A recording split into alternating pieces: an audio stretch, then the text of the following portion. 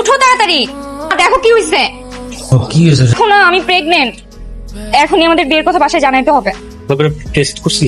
আরে হ্যাঁ, আমি ভালো করেই পরীক্ষা করছি। এখন আমি কেমনে কি বলবো বাসায়? দেখো, আমি এত কিছু জানি না, তোমার এখন জানাইতেই হবে।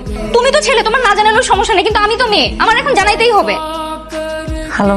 হ্যালো মা, কেমন আছো? ভালো আছি, কেমন আছিস? আলহামদুলিল্লাহ। আচ্ছা মা শোনো, আমি না তোমাকে একটা খবর জানানোর জন্য ফোন দিয়েছি। তোমরা নানা রানী হতে চলেছো আর আমি মা হতে চলেছি। আল্লাহ হাফেজ মা।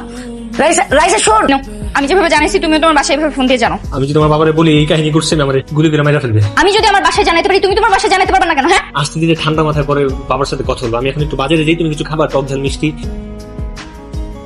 বাবা নিশ্চয়ই মা বাবাকে সব জানিয়ে দিয়েছে। নাও, তুমি কথা বলো। আমি পারবো না। এই পারবে না তো বিয়ে করছো কেন? না কথা বলো। হ্যালো, আসসালামু আলাইকুম। রাইসা কোথায়? আমার কাছেই আছে। তুমি কে? আমি আপনার হাজবেন্ড, আপনার মেয়ের হাজবেন্ড, আপনার মেয়ের জামাই আমি। আমার মেয়েকে বিয়ে করার সাহস তোমার কি করে হয়? আমি তোমাকে একবার সামনে পাই, হাড়ে হাড়ে বুঝিয়ে দেবো। কেটে দিছে?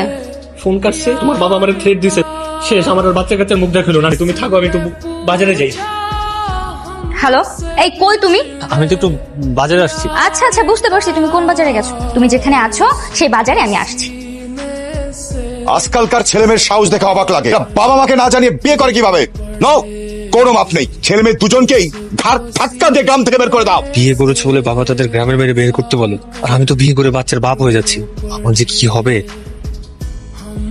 তোর ভাইকে নিয়ে ভেতরে যা। ভাইজান, বাদল, আমার একটা কথা বলতো, বাবার মন মেজাজ ইদানিং কিরকম থাকে? চাচার মন মেজাজ এখন যে খারাপ থাকে।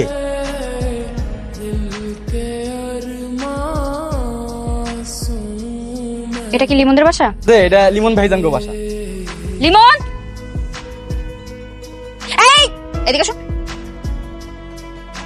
তুমি এখানে? হ্যাঁ আমি। তুমি যে বাজারে যার নাম নিয়ে উধাও হয়ে গেলে, দেখতে আসলাম। কোন বাজারে গেলে? এই বাজারে আসছো? ভাইজান, মাইয়াটা কেডা? মায়ের একটা মাইয়া, তোর এটা কিছু জানা লাগবে না, তুই ভিতরে যা। ওই মায়ের একটা মায় মানে বলতে পারতেছো না যে আমি তোমার বউ?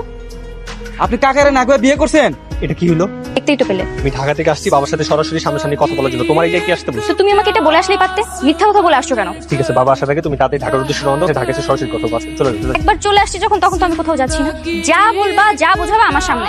আরে তুমি আমার বাবারে চিনো না, বাবা যে পরিমাণ রাগী, প্লিজ বুঝো। তোমার বাবাও আমাকে চিনে না। তোমার বাবা যখন দেখবে এরকম লক্ষ্মী একটা মেয়ে তার ছেলের বউ, ওনার নাম নিয়ে থাকতে পারবে না। এই যে চাচা মনে হয় আইছে, যাই গেটটা খুইলা দিয়ে আসি। যে বসো, প্লিজ যাবো, একটু লুকাও। আসো আসো, তুমি ভিতরে যাও, লুকাও। আসো আসো আসো আসো আসো আসো। বাদল, এক গ্লাস পানি দে তো।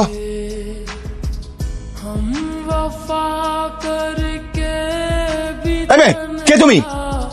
এই, আঙ্কেল, আমি আপনার ছেলে।